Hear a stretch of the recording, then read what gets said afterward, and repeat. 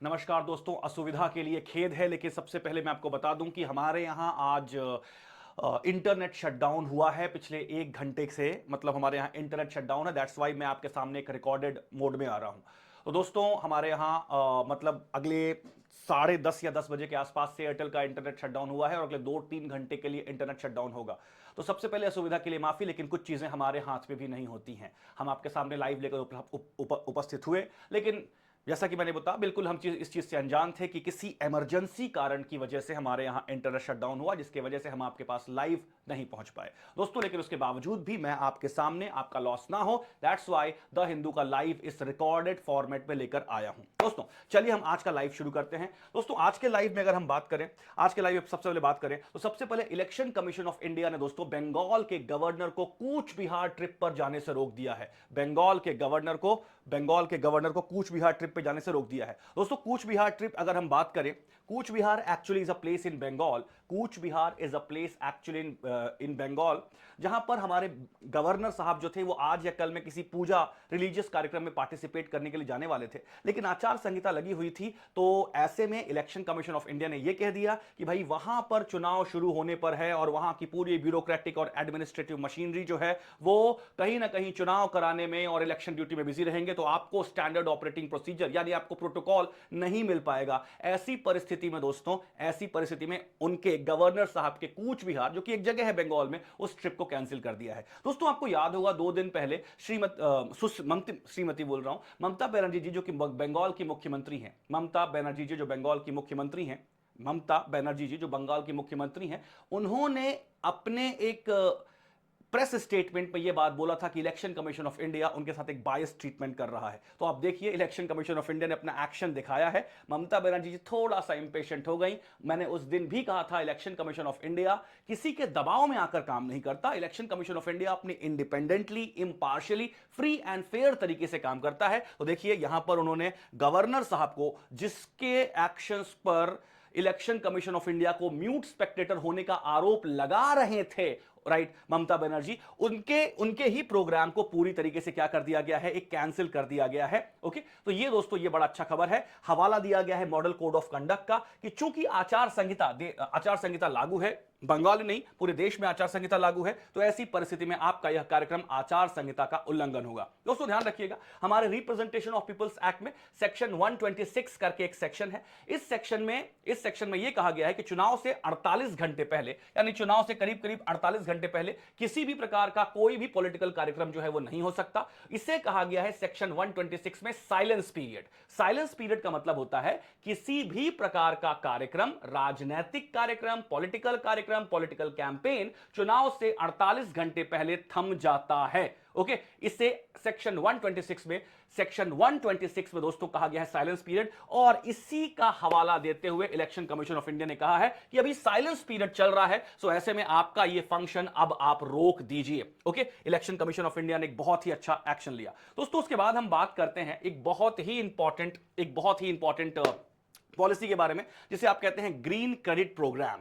Green credit program कहा जाता है। अब ये ग्रीन क्रेडिट प्रोग्राम क्या होता है, आइए हम समझने की कोशिश करते हैं। दोस्तों ग्रीन क्रेडिट प्रोग्राम एक्चुअली में भारत सरकार का एक ऐसा प्रोग्राम है, ग्रीन क्रेडिट प्रोग्राम भारत सरकार का एक ऐसा प्रोग्राम है जिसमें भारत सरकार किसी भी प्रकार के इन्वायरमेंटल कंजर्वेशन प्रोग्राम के लिए, किसी भी प्रकार के इन्वायरमेंटल कंजर्वेशन प्रोग्राम के लिए को प्रमोट करने के लिए कुछ इंसेंटिव्स देती है। ओके, आपको याद होगा दोस्तों कॉप 28 जो हाल ही में यूएई में हुआ, वहां पर हमारे यशस्वी प्रधानमंत्री जी ने, नरेंद्र मोदी जी ने इस ग्रीन क्रेडिट प्रोग्राम के बारे में बात किया। एक्चुअली में ये जो सीओपी 28 है दोस्तों, सीओपी 28 है, ये दिसंबर में हुआ था, लेकिन ग्रीन क्रेडिट प्रोग्राम की शुरुआत तो हमारे देश में करीब करीब अक्टूबर में ही हो गई थी। उस वक्त ही अक्टूबर 2023 में ग्रीन क्रेडिट प्रोग्राम को लॉन्च किया गया था। दोस्तों यहां पर ध्यान दीजिए कि इस ग्रीन क्रेडिट प्रोग्राम में यह कहा गया है कि यदि कोई व्यक्ति, यदि कोई संस्था, यानी कोई प्राइवेट फर्म हो, कोई सरकारी संस्था हो, कोई एनजीओ हो, या फिर कोई इंडिविजुअल व्यक्ति हो, किसी भी प्रकार के कुछ एनवायरमेंटल कंजर्वेशन प्रोग्राम या एनवायरमेंटल एक्शन प्रोग्राम में इन्वॉल्व होता है, तो फिर उसे कुछ क्रेडिट्स दिए जाएंगे, कुछ अलग अलग प्रकार के बेनिफिट्स दिए जाएंगे। अब ये बेनिफिट्स क्या हो सकते हैं? फॉर एग्जांपल अगर कोई कॉर्पोरेट ये काम करता है, अगर ये कोई कॉर्पोरेट ये काम करता है, तो हो सकता है उसे टैक्स बेनिफिट मिल जाए, या फिर हो सकता है कि उसे कॉर्पोरेट सोशल रिस्पॉन्सिबिलिटी में इंक्लूड कर लिया जाए, CSR जिसे कहते हैं कॉर्पोरेट सोशल रिस्पॉन्सिबिलिटी, उसमें इंक्लूड कर लिया जाए। कोई एनजीओ ये काम करता है तो उसे हो सकता है उसे किसी प्रकार की वित्तीय सहायता, बैंक लोन्स वगैरह लो इंटरेस्ट पे मिल जाए। और व्यक्ति के लिए भी अगर हो तो अलग अलग प्रकार के क्रेडिट दिए जाएंगे सरकार के द्वारा, अगर कोई संस्था, अगर कोई संस्था या अगर कोई व्यक्ति किसी भी प्रकार के दोस्तों एनवायरमेंटल क्रेडिट प्रोग्राम में इन्वॉल्व होता है। तो दोस्तों ये है हमारा एनवायरमेंटल क्रेडिट प्रोग्राम।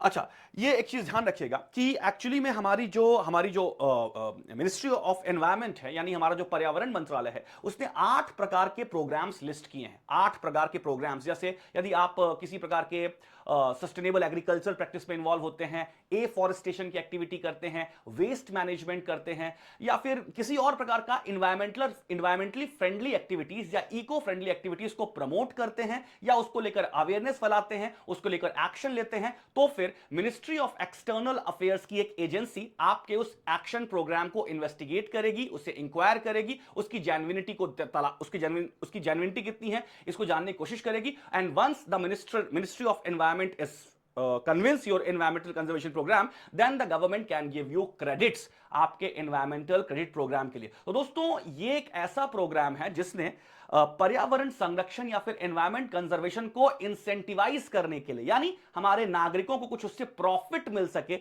इस डायरेक्शन में काम करने के लिए यह प्रोग्राम शुरू किया गया था। COP28 में दोस्तों, COP28 में नरेंद्र मोदी जी ने इसके बारे में खूब बात की थी। दोस्तों नरेंद्र मोदी जी की अगर मैं बात करूं, भारत के प्रधानमंत्री नरेंद्र मोदी जी की अगर बात करूं, तो नरेंद्र मोदी जी ने पिछले 10 सालों में दोस्तों, इन लास्ट 10 ईयर्स, उन्होंने एनवायरमेंट कंजर्वेशन और एनवायरमेंट प्रिजर्वेशन के लिए बहुत ज्यादा अच्छा काम किया है। इनफैक्ट हमारे प्राइम मिनिस्टर पिछले कुछ सालों में एक ग्लोबल लीडर बनकर के सामने आए हैं, एक ग्लोबल लीडर बनकर के सामने आए हैं इन्वायरमेंटल कंजर्वेशन और इन्वायरमेंटल प्रिजर्वेशन और क्लाइमेट चेंज के इशू पर।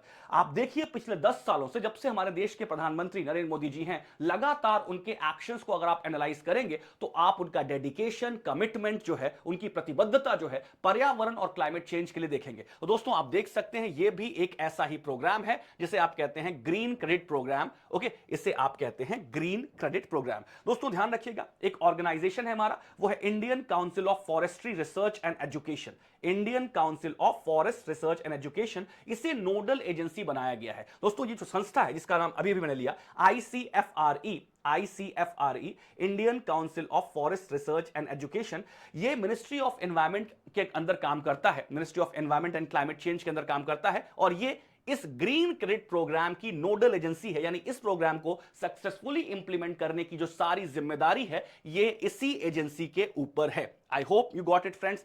कुल मिलाकर मैं लब्बो लुबाब ये है, हमारे सरकार ने, हमारे मिनिस्ट्री ऑफ एनवायरमेंट ने 8 ऐसे एनवायरमेंटल एक्शन प्लान्स को एनलिस्ट किया है, डिलिनिएट किया है, जिसे यदि कोई संस्था, यानी कोई कंपनी, कोई एनजीओ या फिर इवन कोई व्यक्ति अगर इन 8 प्रोग्राम्स को, 8 एनवायरमेंटल एक्शन प्रोग्राम्स को करता है, उसमें अपना पॉजिटिव इंटरफेरेंस रखता है, ओके, तो उसे सरकार की तरफ से कुछ क्रेडिट दिया जाएगा, सरकार की तरफ से कुछ क्रेडिट दिया जाएगा। ये डेफिनेटली एक इको फ्रेंडली लाइफस्टाइल अपनाने और एनवायरमेंटल अवेयरनेस फैलाने के लिए सरकार के द्वारा उठाया गया एक बहुत ही अच्छा कदम है, और प्रधानमंत्री नरेंद्र मोदी जी इसको करने वाले एक ग्लोबल लीडर बनकर सामने आए हैं।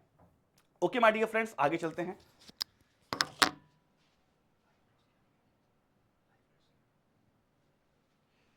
दोस्तों आगे चलते हैं, आगे हम देखते हैं दोस्तों एक और प्रोग्राम जो है दोस्तों नरेंद्र मोदी जी ने शुरू किया था। अगर उस प्रोग्राम के बारे में आपने सुना होगा दोस्तों, एक लाइफ करके, ओके, एक लाइफ कैंपेन हमारे नरेंद्र मोदी जी ने शुरू किया था। आपने इसका नाम सुना होगा या नहीं सुना होगा। लाइफ, तो आज सुन लीजिए, लाइफ का मतलब होता है life for environment, life for environment, okay, life for environment करके एक कैंपेन जो है दोस्तों, हमारे यशस्वी प्रधानमंत्री श्री नरेंद्र मोदी जी ने यह प्रोग्राम शुरू किया था, लाइफ फॉर एनवायरमेंट। इसका फुल फॉर्म है लाइफ फॉर एनवायरमेंट। एक्चुअली ये एक प्रकार से एनवायरमेंट फ्रेंडली इकोसिस्टम, या फिर हम कह सकते हैं एनवायरमेंट फ्रेंडली लाइफस्टाइल को फॉलो करने के लिए, एनवायरमेंट फ्रेंडली लाइफस्टाइल को फॉलो करने के लिए यह प्रोग्राम जो है दोस्तों शुरू किया गया है। यह प्रोग्राम शुरू किया गया है दोस्तों, गुजरात में एक जगह है केवड़िया, जहां पर सरदार वल्लभ भाई पटेल की जो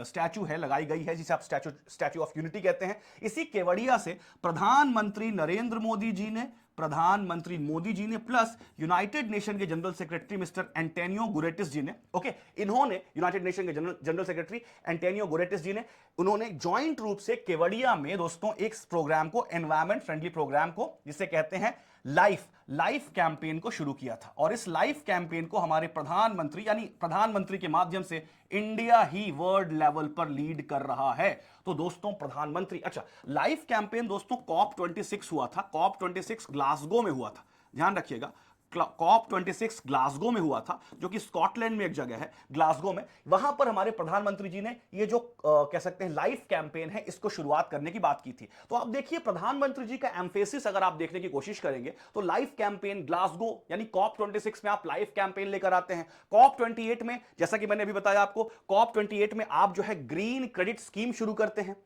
राइट। इन्होंने COP28 में ग्रीन क्रेडिट प्रोग्राम को शुरू किया। तो हर कॉप के साथ हमारे प्रधानमंत्री जी एक नए आइडिया को लेकर के आते हैं और हमारे जो क्लाइमेट चेंज के प्रति हमारा डेडिकेशन है, कमिटमेंट है, उसे और रोबस्ट और रिजिड शेप देते हैं। तो दोस्तों कुल मिलाकर लब्बो लुभाब यह है कि आप देख सकते हैं हमारी प्रतिबद्धता, हमारी कटिबद्धता अलग अलग प्रकार से पर्यावरण यानी एनवायरमेंटल कंजर्वेशन के लिए। Is that clear my dear friends? तो दोस्तों यह है हमारा सेंटर ग्रीन क्रेडिट प्रोग्राम। आगे चलते हैं दोस्तों। आगे अगर हम बात करें तो ये कुछ इश्यूज हैं। इसके अलावा आप देख सकते हैं, ये तो चलो ठीक है। आगे बात करें हम, आगे अगर हम बात करें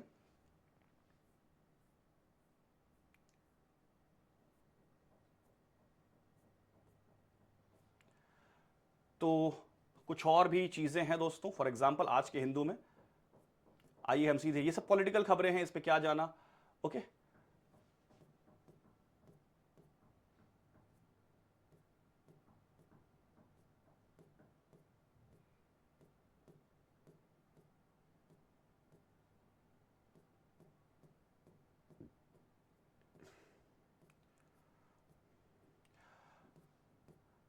दोस्तों सबसे पहले इस आर्टिकल को देखिए, जो मेन आर्टिकल आया है हमारा। आप इस मेन आर्टिकल को देखिए। मेन आर्टिकल हमारा क्या कहता है? मेन आर्टिकल दोस्तों डिस्कस हो चुका है, the great Indian bustard and climate action verdict. The great Indian bustard and climate action verdict, ये दोस्तों डिस्कस हो चुका है। आपको याद होगा 14 अप्रैल का जो मैंने एक रिकॉर्डेड वीडियो पिछली बार भेजा था, 52 मिनट का होगा करीब करीब, वो 14 अप्रैल का। ये पूरा का पूरा केस दोस्तों रिपीट है। ये पूरे के पूरे केस को बहुत ही कॉम्प्रिहेंसिवली मैंने 14 अप्रैल के वीडियो में बताया था। ये सुप्रीम कोर्ट का एक landmark judgment great bustard case में आया है, जिसमें सुप्रीम कोर्ट ने right to have a protection against the adequate actions of या adequate impacts of climate change, उसे फंडामेंटल राइट अंडर आर्टिकल 21 माना है दोस्तों। ये 14 अप्रैल के द हिंदू में आप देख सकते हैं। तो 14 अप्रैल का जो द हिंदू है, आप उसे देख लीजिए दोस्तों। ये पूरा केस कॉम्प्रिहेंसिवली दोस्तों मैंने डिस्कस किया है, ये पूरा का पूरा केस। अब दोस्तों यहां पर हम बात करते हैं, ये भी केस हम डिस्कस कर चुके हैं, आप देख सकते हैं। Indian farmers must account for a stronger monsoon vial season. अब आप देखिए दोस्तों, अब आपको मैंने कुछ दिन पहले बताया था कि हमारे इंडियन मेट्रोलॉजिकल डिपार्टमेंट ने इस बार अबव एवरेज रेनफॉल की बात की है। अबव एवरेज रेनफॉल, तो अबव एवरेज रेनफॉल को लेकर पॉजिटिव इंपैक्ट्स क्या क्या हो सकते हैं, किस प्रकार से अबव एवरेज रेनफॉल हमारे एग्रीकल्चरल प्रोडक्शन को बढ़ाएगा, और किस प्रकार से अबव एवरेज रेनफॉल हमारे यहां की फूड इन्फ्लेशन को कर्टेल करने में, कम करने में कारगर होगा। ये सारी बातें जो है इस आर्टिकल में बताया है। ये आर्टिकल दोस्तों मैंने आपको पहले डिस्कस कर चुका हूं, तो एक बार फिर से मैं इस आर्टिकल को डिस्कस नहीं कर रहा हूं दोस्तों। अब हम आते हैं इस आर्टिकल पर, जो आर्टिकल है the limitations of Ambedkarite Dalit politics today, okay. और दोस्तों अगली बात जो मैं बोलने जा रहा हूं, अब जो बातें मैं बोलने जा रहा हूं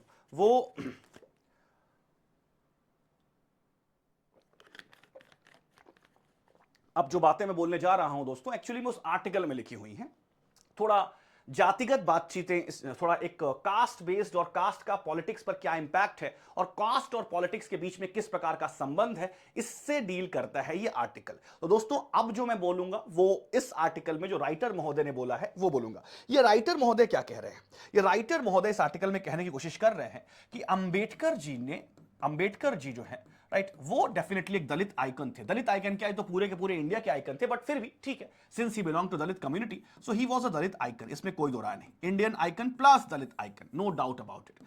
दोस्तों इन्होंने एक प्रकार से दलित एजर्शन की शुरुआत की, दलित एजर्शन की शुरुआत की, यानी दलितों के पॉलिटिकल मोबिलाइजेशन की शुरुआत, दलितों के पॉलिटिकल मोबिलाइजेशन यानी उनकी एक राजनीतिक महत्वाकांक्षा होनी चाहिए, उन्हें चुनाव लड़ना चाहिए, चुनाव जीतना चाहिए, देश के शासन और प्रशासन की बागडोर अपने हाथ में लेनी चाहिए, इसकी वकालत जो है अंबेडकर साहब करते थे। अंबेडकर साहब की डेथ जो है दोस्तों 1956 में हो गई, यानी 6 दिसंबर 1956 को इनकी डेथ हो जाती है। 6 दिसंबर 1956 को इनकी डेथ हो जाती है। और डेथ के बाद दोस्तों, अब ये इनकी डेथ तो हो जाती है, लेकिन ये अपनी एक अंबेडकराइट लेगेसी यानी अंबेडकरों की एक अंबेडकराइट की या अंबेडकरों की अपनी विचारधारा जो है छोड़कर चले गए। ओके, और इस विचारधारा को आगे बहुत सारे लोगों ने बढ़ाया, जैसे काशीराम, जिन्होंने आगे चलकर अलग अलग प्रकार के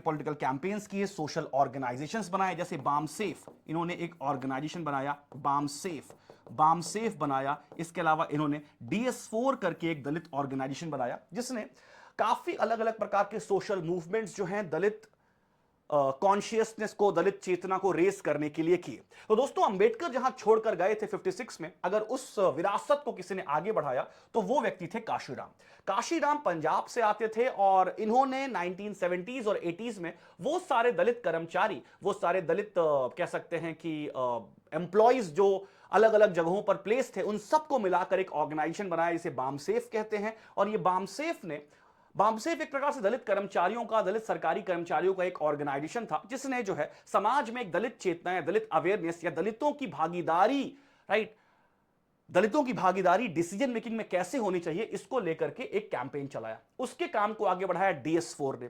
दोस्तों बाद में चलकर एक पॉलिटिकल पार्टी इन दोनों से मिलकर के एक पॉलिटिकल पार्टी बनती है, वो बनती है Bahujan Samajwadi party. Okay, Bahujan Samajwadi party पूरी तरीके से दलित आइडेंटिटी को रिप्रेजेंट करती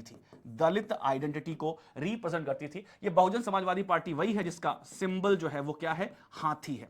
ओके, बहुजन समाजवादी पार्टी को इनिशियल सक्सेस दोस्तों खूब मिली, यानी यूपी में इन्होंने सरकार बनाई, मायावती कई बार 3 बार मुख्यमंत्री बनी उत्तर प्रदेश की, एक बार तो 5 साल के लिए फुल फ्लेजेड मुख्यमंत्री बनी। इसके अलावा दोस्तों अलग अलग प्रकार की पॉलिटिकल पार्टीज बनी। रामविलास पासवान जो है एक नेता है, रामविलास पासवान, इन्होंने एक पॉलिटिकल पार्टी बनाई जो बिहार में थी, जिसे आप लोक जनशक्ति पार्टी कहते हैं। ओके, इसके अलावा महाराष्ट्र में और दूसरे रीजन्स में, महाराष्ट्र में प्रकाश अंबेडकर ने वहां पर भी दलितों को रिप्रेजेंट करने वाली एक पॉलिटिकल पार्टी बनाई।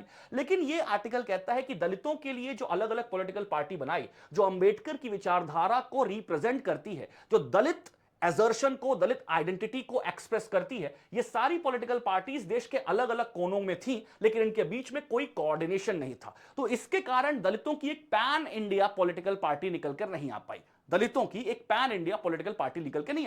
फॉर एग्जांपल बीएसपी का जो एरिया ऑफ ऑपरेशन था वो यूपी में था, और रामविलास पासवान जी का जो एरिया ऑफ ऑपरेशन था वो बिहार में था। ओके, प्रकाश अंबेडकर जी का जो एरिया ऑफ ऑपरेशन था वो महाराष्ट्र में था। इस प्रकार दोस्तों अलग अलग इंडिविजुअल हेरोइक्स दिखाने वाले बहुत सारे दलित लीडर्स जो है वो इंडिया के अलग अलग पॉकेट्स में निकल करके आए, और अलग अलग दलित आइडेंटिटी को एक्सप्रेस मैनिफेस्ट करने वाली पॉलिटिकल पार्टीज भी निकली, लेकिन इनकी ये कभी एक छत के नीचे या एक अम्ब्रेला के नीचे नहीं आ पाए, एक प्लेटफॉर्म पर नहीं आ पाए। सिर्फ एक ही चीज थी, यानी अंबेडकर जी जो इनको जोड़ते थे, अदरवाइज इन सब का एरिया ऑफ ऑपरेशन बहुत ज्यादा डिफरेंस था। And in absence of such type of coordination, in absence of such type of harmony, in absence of such type of synergy और team spirit between all these parties which represents the Dalit identity, right, इसकी वजह से दलितों का एक जो national political character है वो निकलकर सामने नहीं आ पाया। और इसका भरपूर लाभ उठाया, राइटर के हिसाब से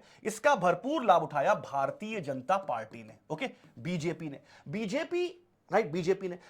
ने राइट, दलितों को कहा गया कि दलितों ने, ये अब देखिए मैं ये बात आर्टिकल में लिखी हुई बोल रहा हूं, बीजेपी ने दलितों को क्या किया, राइट, दलितों को हिंदू या हिंदुत्व या हिंदुइज्म से जोड़ा। Okay, although Dalits are part of Hinduism, but इनको हिंदुइज्म के साथ जोड़ा और एक प्रकार से इनका रिलीजियस यूनिफिकेशन किया, राइट।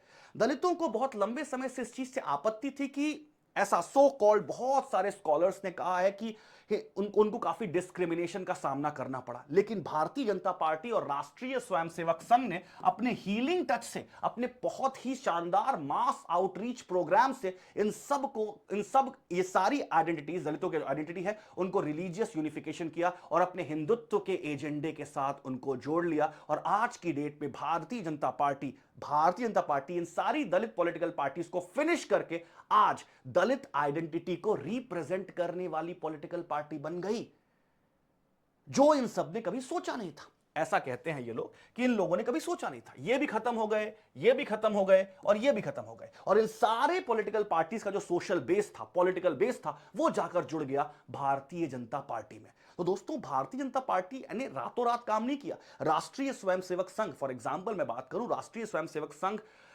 ने बहुत क्लोजली इन सारे सोशल ग्रुप्स को, इन सारे के सारे एक्सक्लूडेड ग्रुप्स को अपने अपने आउटरीच प्रोग्राम से एक हीलिंग टच दिया और यह बतलाने की कोशिश की कि इनका सांस्कृतिक गौरव क्या है, इनका कल्चरल ग्लोरी क्या है। और अपने इस कल्चरल मास आउटरीच प्रोग्राम से आरएसएस ने इन्हें अपने साथ जोड़ लिया। तो full credit should be given to RSS, जिसने इस प्रकार का रिलीजियस यूनिफिकेशन किया। भाई, वो कम्युनिटीज जो कभी डिस्क्रिमिनेशन का आरोप लगाते थे, आज अगर आरएसएस ने उनका रिलीजियस यूनिफिकेशन कर लिया, तो ये हमारे देश के कल्चरल यूनिफिकेशन के लिए एक बहुत ही अच्छी बात है दोस्तों। खैर, ये आर्टिकल कहता है, तो ये आर्टिकल कुल मिलाकर ये बातें कहता है, आप इसको जरूर पढ़ लीजिएगा। थोड़ा कास्ट की बात है और कुल मिलाकर सिर्फ लब्बो लुबाब ये है कि किस प्रकार भारतीय जनता पार्टी ने ये सारे दलित पॉलिटिकल ग्रुप्स का, ये दलित पॉलिटिकल पार्टीज का जो बेस है, कैसे यूसर्प कर लिया और कैसे उसे अपने में मिला लिया, इसको लेकर के ये पॉलिटिकल पार्टी जो है वो डील करती है। यहां पर एक रिपब्लिकन पार्टी का भी जिक्र आप सब देखेंगे दोस्तों। रिपब्लिकन पार्टी ऑफ इंडिया, ये अंबेडकर जी ने बनाई थी। दोस्तों, अंबेडकर जी के बारे में बात करना चाहूंगा। अंबेडकर जी 1952 का इलेक्शन लड़े थे, 1952 का इलेक्शन, लेकिन अंबेडकर जी हार गए थे दोस्तों। तो ये इसका जिक्र नहीं किया है, लेकिन उसके बाद अंबेडकर जी को राज्यसभा से भेजा गया और अंबेडकर जी नेहरू जी के काउंसिल ऑफ मिनिस्टर्स में बने रहे। तो दोस्तों, ये आर्टिकल है, आप इसे रीड कर लीजिएगा। अब हम बात करें दोस्तों, अब देखिए यहां पर आप देख सकते हैं कि तमिलनाडु के बारे में कुछ बातें बताई गई हैं। तमिलनाडु, हालांकि ये आर्टिकल कुछ खास बातें तो नहीं बोलता, लेकिन कुछ चीजों पर आपका ध्यान आकर्षण मैं चाहूंगा।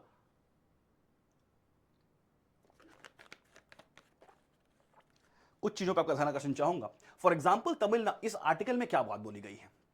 इस आर्टिकल में यह बात बोली गई है कि तमिलनाडु और दूसरे साउदर्न स्टेट्स जो हैं, वो कैसे सोशियो इकोनॉमिक इंडिकेटर्स पर, देश के जो अलग अलग सोशियो इकोनॉमिक इंडिकेटर्स हैं, यानी सोशल डेवलपमेंट और इकोनॉमिक डेवलपमेंट को नापने वाले जो पैमाने हैं, उन्हें कहा जाता है सोशियो इकोनॉमिक इंडिकेटर्स। और एक लिस्ट बना करके दी हुई है कि किस प्रकार से अलग अलग सोशियो इकोनॉमिक इंडिकेटर्स पर साउथ के स्टेट्स बहुत अच्छे कर रहे हैं। आइए हम इन चीजों को देखने की कोशिश करते हैं। सबसे पहले दोस्तों, आप देख सकते हैं यहां पर आपकी स्क्रीन पर यह लिखा हुआ है कि पहला इंडिकेटर है female population aged 6 years and above who attended school, यानी 6 साल से कम की पॉपुलेशन वाली जो बच्चियां हैं, वो कितने परसेंट इन्वॉल्व हुई हैं स्कूल में। दोस्तों, नंबर 1 पर केरला है, यानी यहां पर गर्ल चाइल्ड एजुकेशन की बात कर रहा है। गर्ल चाइल्ड एजुकेशन और गर्ल चाइल्ड एजुकेशन में एनरोलमेंट, अंडर 6 गर्ल्स जो स्कूल में एनरोल हुई, उसमें नंबर 1 पर है केरला। आप देख सकते हैं केरला, और तमिलनाडु 11वें नंबर पर है। केरला के बारे में दोस्तों लगातार बात हो रही है, और एक दिन मैंने आपसे कहा था कि किस प्रकार पिछली कई केरला गवर्नमेंट्स, चाहे वो किसी भी पॉलिटिकल पार्टीज की हो, उन्होंने हेल्थ और एजुकेशन पे बहुत पुश किया है।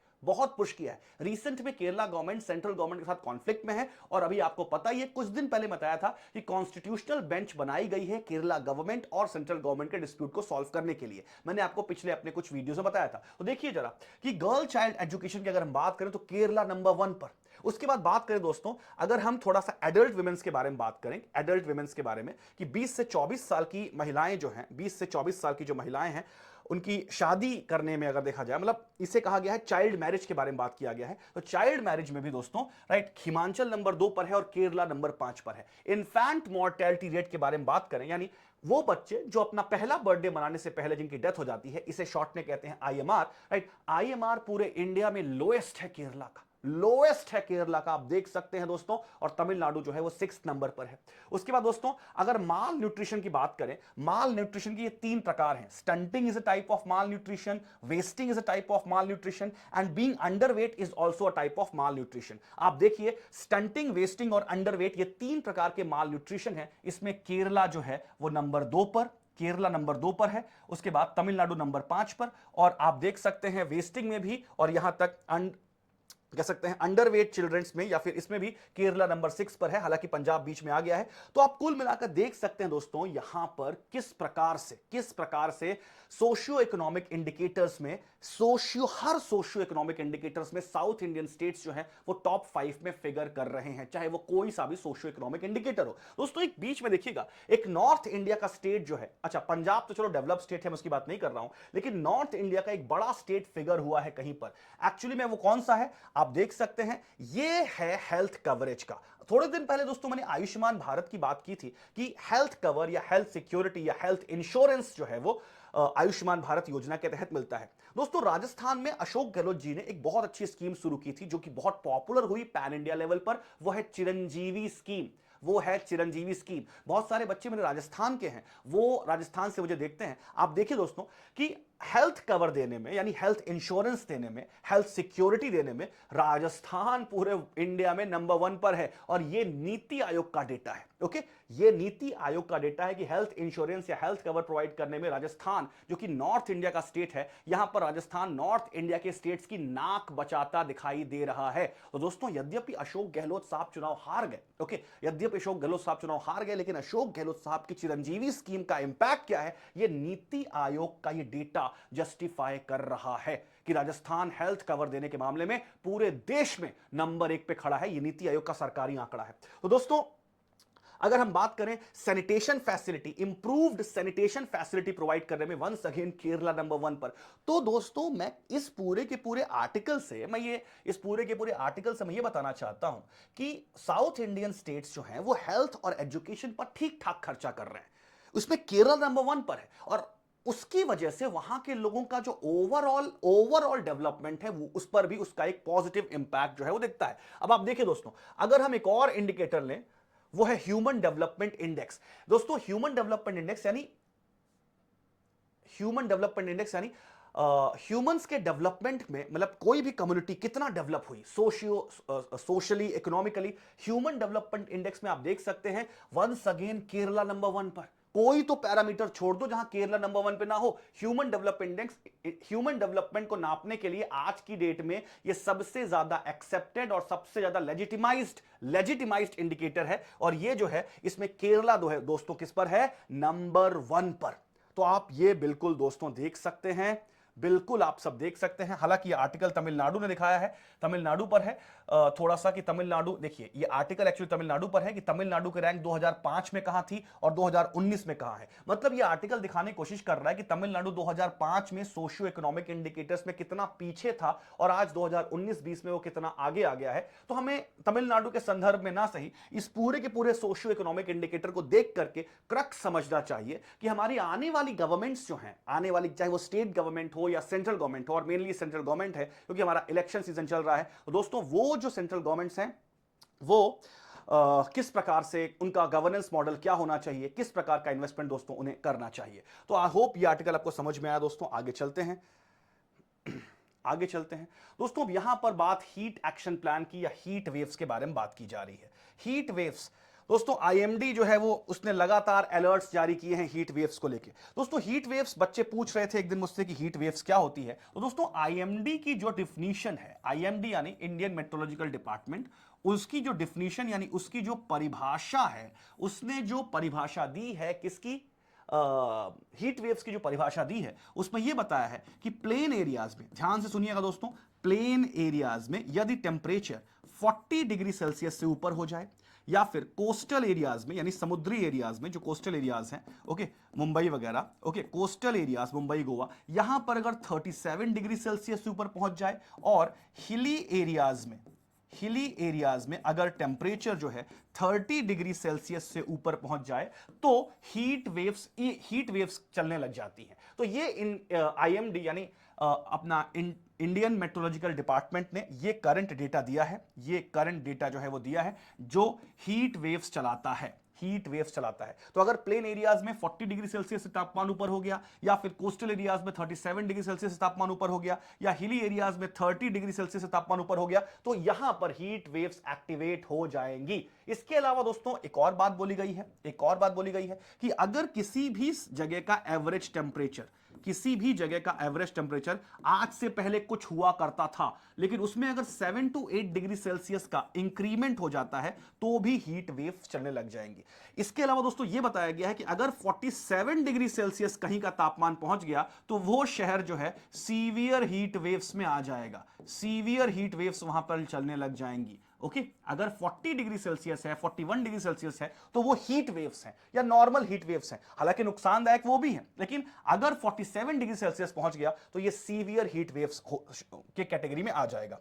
दोस्तों हीट वेव्स के चलने के पीछे कारण क्या है? अगर आप कॉजेस देखने के पीछे कोशिश करें तो सबसे पहले जो लगातार हम बात करते आ रहे हैं, क्लाइमेट चेंज, ग्लोबल वार्मिंग, ये सबसे बड़ा कारण है। इसके बाद दोस्तों अगर हम बात करें अनप्लैन्ड अर्बनाइजेशन, अनप्लैन्ड अर्बनाइजेशन, हमने अर्बनाइजेशन को इतना ज्यादा पुश किया है, हमने अर्बनाइजेशन को इतना ज्यादा पुश किया, इतना ज्यादा पुश किया है, और अनप्लैन्ड अर्बनाइजेशन की वजह से, अनप्लैन्ड अर्बनाइजेशन की वजह से हमने बहुत सारी वाटर बॉडीज को सुखा दिया है। ओके, बहुत सारी वाटर बॉडीज जो हैं, जो टेम्परेचर मेंटेन करती थी, उन सारी वाटर बॉडीज को सुखा सुखा कर हमने क्या कर दिया, वहां बिल्डिंग्स तान दी हैं। तो इसे कहते हैं अनप्लैन्ड अर्बनाइजेशन। हमने कंक्रीट का जाल बिछा दिया है, कंक्रीट का पूरे शहर में जाल बिछा दिया है। कंक्रीट एक प्रकार का बिल्डिंग मटेरियल है और यह सस्टेनेबल एनवायरनमेंट के लिए बहुत बेकार माना जा रहा है। कंक्रीट एक तो कंक्रीट की वजह से ग्राउंड वाटर हमारा कम हो रहा है, क्योंकि पानी जो बरसता है वो रिसाव करके हमारे ग्राउंड में नहीं पहुंच पाता कंक्रीट की वजह से। प्लस कंक्रीट की वजह से जो सरफेस टेम्परेचर है वो भी बहुत ज्यादा बढ़ जाता है। तो पूरे शहरों में जो कंक्रीट का जाल बिछा दिया गया है उसकी वजह से रेन वाटर या जो पानी है बारिश का वो रिसाव करके नीचे यानी भूमि में यानी धरती के अंदर नहीं जा पाता। इसकी वजह से ग्राउंड वाटर शॉर्टेज अर्बन इलाकों में होनी शुरू हो गई है। Plus at the same time temperature increment भी इसकी वजह से बहुत ज्यादा हो रहा है। ये कुछ कारण है दोस्तों। तो climate change, global warming, unplanned urbanisation, right, unsustainable infrastructure material का यूज करना, राइट, अनसस्टेनेबल बिल्डिंग मटेरियल्स का यूज करना, ये कुछ कारण है जिसकी वजह से हमारी कंट्री में इस प्रकार की आप हीट वेव्स देख रहे हैं। कुल मिलाकर इसका सॉल्यूशन तो दोस्तों सिर्फ और सिर्फ क्लाइमेट चेंज में ही लाई करता है। इसके अलावा आप जानते ही हैं, ओके, जानते हैं कि आपकी कूलिंग की डिमांड कितनी बढ़ती जा रही है, दिन दुगनी रात चौगनी कूलिंग की डिमांड बढ़ती जा रही है, और इस कूलिंग की वजह से जो गैसेस निकलती हैं वो टेम्परेचर में ग्लोबल वार्मिंग पैदा करती हैं। तो दोस्तों ये कुछ वजह हैं जिसकी वजह से लगातार कंप्लीटली जो है अर्थ टेम्परेचर बढ़ता जा रहा है और आप इस प्रकार की हीट वेव्स देख रहे हैं। इसे कंट्रोल करना दोस्तों बहुत ज्यादा जरूरी हो गया है। अब इसका सॉल्यूशन दोस्तों यह भी बताया जा रहा है इस आर्टिकल में कि भाई जो प्लानिंग है वो स्टेट लेवल पर होनी चाहिए। सबसे पहले एक स्टेट एक्शन प्लान बने, state action plan heat waves के लिए, स्टेट एक्शन प्लान बने, district action plan, district level पे एक्शन प्लान बनने चाहिए। और ये प्लान्स जो है लॉन्ग टर्म और शॉर्ट टर्म दोनों हो सकते हैं। भाई लॉन्ग टर्म में तो हमारे क्लाइमेट चेंज को लेकर जो कमिटमेंट्स हम लोग पूरे कर ही रहे हैं, लेकिन शॉर्ट टर्म में कुछ प्लान्स बना सकते हैं, जैसे स्कूल के वर्किंग आवर्स को चेंज करें, बच्चों को हम लोग ठंडे मौसम में स्कूल भेजें, राइट, इवनिंग स्कूल्स की जो ट्रेडिशन है उसको शुरू करें, ऑफिस जाने वाले जो लोग हैं उनके लिए भी थोड़ा एक अलग टाइम की व्यवस्था करें। तो कुल मिलाकर हमको हमारे देश को के लोगों को, राइट, हीट वेव्स के नेगेटिव इंपैक्ट से बचाना है। या फिर जो हमने अलग अलग प्रकार के इंश्योरेंस, हेल्थ इंश्योरेंस कवर्स देके रखे हुए हैं अलग अलग प्रकार की बीमारियों के लिए, उसमें ये हीट वेव्स और हीट वेव्स की वजह से जो बीमारियां हो रही हैं उनको भी कह सकते हैं, उनको भी कवर करें हेल्थ इंश्योरेंस स्कीम में। दोस्तों हमारे यहां 70% लोग जो हैं वो मैनुअल लेबर्स हैं। ओके, मैनुअल लेबर्स यानी ध्यान रखिएगा खेतों में काम करते हैं, फील्ड्स पे काम करते हैं, और गर्मी में भी काम करना पड़ता है 70% लोगों को। तो ऐसे में इनकी एफिशिएंसी जो है हीट वेव्स की वजह से बहुत ज्यादा रिड्यूस हो रही है और अलग अलग प्रकार की बीमारियां हो रही हैं। तो अब कैंसर और डायबिटीज और अलग अलग प्रकार की जो बड़ी बीमारियां नहीं, हीट वेव्स को भी हेल्थ कवर में शामिल करना चाहिए, हेल्थ इंश्योरेंस में भी शामिल करना चाहिए, हीट वेव्स की वजह से जो अलग अलग प्रकार की बीमारियां हो रही हैं, राइट। तो दोस्तों ये कुछ हीट वेव्स पर आर्टिकल था, आप देख लीजिएगा इस पर। I hope it's clear my dear friends. तो ये करीब करीब कंप्लीट हो गया। ये एक बहुत पॉलिटिकल किस्म का आर्टिकल है दोस्तों, इसमें आपको जानने की जरूरत नहीं है कि भाई बीजेपी और कांग्रेस के बीच में जो सोशल मीडिया पे खर्चा किया जा रहा है, राइट, कितना बीजेपी खर्चा कर रही है सोशल मीडिया पर और कितना कांग्रेस खर्चा कर रही है। I don't think so it is a good article for you, या फिर कह सकते हैं कि रेलिवेंट आर्टिकल फॉर यू। तो आप इसको देख लीजिए, इसमें कुछ नहीं है। तमिलनाडु वाला आर्टिकल पढ़ लीजिएगा, ये आर्टिकल मैंने आपको एक्सप्लेन कर ही दिया। ये आर्टिकल आपको मैंने एक्सप्लेन कर दिया, अंबेडकर दलित पॉलिटिक्स वाला। और ये आर्टिकल मैंने 14 तारीख के द हिंदू में डिस्कस किया है। तो मैं जो ये लंबा, मैंने कम से कम 20 मिनट तक इस आर्टिकल को डिस्कस किया है, 20-25 मिनट तक। तो मुझे नहीं लगता कि इसको रेफर करना चाहिए। 14 अप्रैल का द हिंदू, उसमें मैंने 2 केसेस डिस्कस किए हैं, उनमें से एक दोस्तों ये है, और ये इंडियन मेट्रोलॉजिकल डिपार्टमेंट वाला भी केस हो गया। एक और आर्टिकल है दोस्तों, ये भी हम पहले डिस्कस कर चुके हैं, रेपिटेशन आज बहुत ज्यादा है। हमने हेल्थ स्टैंडर्ड्स के बारे में पिछले कुछ वीडियोस में बात किया था कि इंडिया का क्यों हेल्थ स्टैंडर्ड जो है लगातार गिरता जा रहा है। यहां पर आप देख सकते हैं पुअर डॉक्टर पॉपुलेशन रेशियो हमारी कंट्री में है, पुअर डॉक्टर पॉपुलेशन रेशियो। अच्छा, अब आइए दोस्तों इसके बारे में बात करते हैं।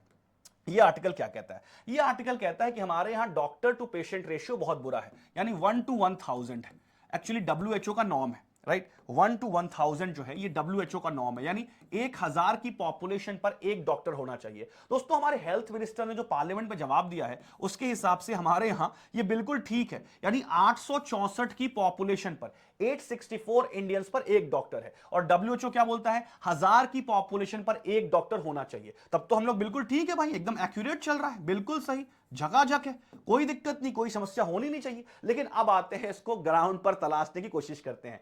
क्या ये 864 जो डॉक्टर्स हैं, राइट, ये हर 1000 की पॉपुलेशन पे मिल जाते हैं? कहीं ऐसा तो नहीं है कि 864 डॉक्टर्स सिर्फ अर्बन एरियाज में कन्फाइंड है, सिर्फ अर्बन एरियाज में कन्फाइंड है और रूरल एरियाज में जाके देख ये मिलते ही नहीं है? बिल्कुल सही बात है दोस्तों।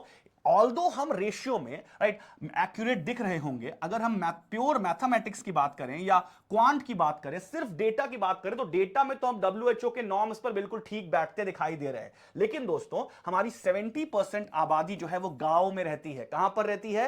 रूरल एरियाज में रहती है। और अगर रूरल एरियाज में देखें तो आपको डॉक्टर बहुत ही कम मिलेंगे। तो ये सारे जो 1000 की, मतलब कह सकते हैं, ये जो सारे डॉक्टर्स हैं हमारे यहां, ओके, ये कहां मिलेंगे आपको? ये बड़े बड़े प्राइवेट हॉस्पिटल्स में मिलेंगे, अपनी पर्सनल क्लिनिक्स में मिलेंगे। ओके, तो आम आदमी के लिए थोड़े कम अवेलेबल रहते हैं, लेकिन हां बड़े बड़े हॉस्पिटल्स में आपको ये डॉक्टर्स पाए जाएंगे। तो दोस्तों प्रॉब्लम ये नहीं है कि हम डब्ल्यूएचओ का स्टैंडर्ड मैच कर पाए या नहीं मैच कर पाए, बिल्कुल मैच कर ले गए, मैथमेटिकली मैच कर पाए, बट क्या एक्चुअलिटी में ग्राउंड पर हम मैच कर पाए? अब आप जानते ही हैं रूरल एरियाज में डॉक्टर्स कितने अवेलेबल हैं, और ये डॉक्टर्स अगर हैं तो कहां पर नौकरी कर रहे होंगे या कर रहे हैं? Is that clear? गांव से लोगों को उठ के जाना पड़ता है प्राइवेट हॉस्पिटल में या फिर डॉक्टर साहब के पर्सनल क्लिनिक पर, जहां पर वो इलाज कराएं। गवर्नमेंट को एक मैंडेटरी रूल बनाना चाहिए कि डॉक्टर्स जो हैं वो गांव में अनिवार्य रूप से अपनी सेवाएं दें। अब जाहिर सी बात है कोई देश सेवा करने नहीं जाएगा, लेकिन एक बात है, अगर उन्हें इंसेंटिवाइज किया जाए, अगर उन्हें एक अच्छा प्रॉफिट मार्जिन दिया जाए, एक अच्छा रेम्यूनरेशन दिया जाए गांव में भी काम करने पर, तो डेफिनेटली ये डॉक्टर्स हैं, और डॉक्टर तो आपको पता है भगवान का रूप है, तो हमें उनके इंटरेस्ट को केटर करना चाहिए ताकि इस प्रकार की मेडिकल सर्विसेज गांव में भी उपलब्ध हो सके, या डॉक्टर्स जो हैं वो गांव में उपलब्ध हो सके। तो ये एक्चुअली में दोस्तों ये पूरा का पूरा आर्टिकल जो है बात करता है। इसके अलावा बात करता है एम्स हमारे यहां सिर्फ 20 है, 28 स्टेट हैं और जो है एम्स सिर्फ 20 है, यानी मोटा माटी एक स्टेट में एक भी नहीं है। हमारे यहां मध्य प्रदेश में एक एम्स है। तो एम्स दोस्तों, कम से कम एम्स जैसी फैसिलिटी कम से कम हर स्टेट में, कम से कम बड़े स्टेट में तो 3-3 एम्स होने चाहिए। ओके, फॉर एग्जांपल मैं मेरे स्टेट के बारे में बात करूं तो भोपाल, इंदौर और जबलपुर या ग्वालियर में कम से कम एक एम्स होना चाहिए, कि भोपाल और भोपाल के आसपास के 10 जिले, इंदौर और इंदौर के आसपास के 10 जिले, ग्वालियर या जबलपुर के आसपास के 10 जिले। इसी प्रकार राजस्थान की अगर हम बात करें तो राजस्थान में भी कम से कम 2-3 एम्स होने चाहिए, ताकि एक एम्स आप एक किसी बड़े अर्बन सेंटर में बना दो और वो आसपास के 10 जिलों को कवर कर ले, ताकि एक बड़ी पॉपुलेशन जो है वो एम्स और एम्स की जो क्वालिटेटिव और चीप हेल्थ सर्विसेज है उससे उनको इंक्लूड किया जा सके माय डियर फ्रेंड्स। तो कुल मिलाकर solution lies in increasing your health expenditure. बात हुई है हमारा हेल्थ एक्सपेंडिचर बहुत कम है, हमने पिछले वीडियोस में बात किया कि किस प्रकार हमारा हेल्थ एक्सपेंडिचर मात्र 2.1% ऑफ द टोटल जीडीपी है, इसे बढ़ाकर 5% किया जाना नितांत आवश्यक है। हमने ब्राजील का डेटा देखा था, चीन का डेटा देखा था, यूनाइटेड स्टेट्स ऑफ अमेरिका का डेटा देखा था, 3-3 गुना ज्यादा खर्चा करते हैं। चीन तो हमसे 6-7 गुना ज्यादा खर्चा करता है हेल्थ पर। अमेरिका की तो गिनती नहीं है, धरती और आसमान का अंतर है वो हेल्थ पे कितना खर्चा करता है अपने पॉपुलेशन। पर। दोस्तों हेल्थ और एजुकेशन दो बहुत बड़े सेगमेंट्स हैं ह्यूमन को ह्यूमन कैपिटल में कन्वर्ट करने के लिए। यदि आपको ह्यूमन और को ह्यूमन कैपिटल में कन्वर्ट करना है, यदि आपको अपने डेमोग्राफिक डिविडेंड का लाभ उठाना है, यदि आपको अपने सिटीजंस को एसेट्स बनाना है, तो फिर आपको हेल्थ और एजुकेशन में इन्वेस्टमेंट करना पड़ेगा, एक्सपेंडिचर को बढ़ाना पड़ेगा। और अगर आपने इन दोनों सेगमेंट्स को प्राइवेट हॉस्पिटल्स या प्राइवेट सेक्टर के भरोसे छोड़ दिया कि तुम ही संभालो, हमको कुछ नहीं करना, तो दोस्तों गरीब आदमी कभी भी एजुकेशन और हेल्थ के साथ जुड़ नहीं पाएगा। तो वक्त है पब्लिक एक्सपेंडिचर यानी गवर्नमेंट एक्सपेंडिचर को इन दोनों सेक्टर्स में बढ़ाने के लिए। प्राइवेट भी रहे, प्राइवेट और पब्लिक पार्टी मतलब सरकार का, गवर्नमेंट और प्राइवेट पार्टीज दोनों का एक हार्मोनियस एग्जिस्टेंस होना चाहिए, कोऑर्डिनेटेड प्रेजेंस होना चाहिए, राइट। इतने बड़े देश में अकेले गवर्नमेंट भी सब कुछ नहीं कर सकती, और अकेले अगर प्राइवेट हॉस्पिटल और प्राइवेट एजुकेशन कर दी गई तो वो भी दोस्तों हमारे देश के लिए बहुत हानिकारक है, क्योंकि हमारे देश में बहुत ज्यादा गरीबी है। तो दोस्तों ये आर्टिकल इससे डील करता है। I hope it's clear my dear friends. तो ये कुछ आर्टिकल्स हैं जो हमने कवर किए दोस्तों। मुझे लगता है आज क्योंकि हमारे मैक्सिमम आर्टिकल्स पहले से डन किए हुए थे, ये आर्टिकल पहले से डन किया हुआ है, ये आर्टिकल मैंने आपको समझा दिया, डॉक्टर रेशियो वाला भी कंप्लीट कर दिया। ओके, ये हो गया, हीट एक्शन प्लान वाले आर्टिकल भी हो गया। सोशल मीडिया वाला आपको पढ़ने की आवश्यकता नहीं है, सोशल मीडिया वाला आपको पढ़ने की आवश्यकता दोस्तों नहीं है। तो दोस्तों आज ठीक है, इकोनॉमी सेक्शन में भी कुछ खास ऐसी बात नहीं आई जो आपको एक्सप्लेन करूं। कल डेफिनेटली हम लोग जो है वो बात करेंगे किसी न किसी नए बात पर दोस्तों। तो तब तक आज रिकॉर्डेड फॉर्मेट में आए हूं। जैसा कि मैंने आप सबको बताया कि हमारे यहाँ इंटरनेट शटडाउन हुआ है because of some government crackdown, किसी वजह से हो सकता है कोई लॉ एंड ऑर्डर प्रॉब्लम आई हो या फिर किसी प्रकार का इनपुट मिला हो सरकार को, जिसकी वजह से सरकार ने गवर्नमेंट ने इंटरनेट शटडाउन किया है। ये हमारे हाथ में नहीं था, माफी चाहता हूं, बट फिर भी आप रिकॉर्डेड वीडियो को देखिएगा, लाइक कीजिएगा और अपने इनपुट्स जरूर दीजिएगा। आज आपसे नहीं मिल पाने का और क्वेश्चंस को नहीं ले पाने का बहुत खेद है। कल जरूर मुलाकात होगी दोस्तों, same time prime time. Tata bye bye.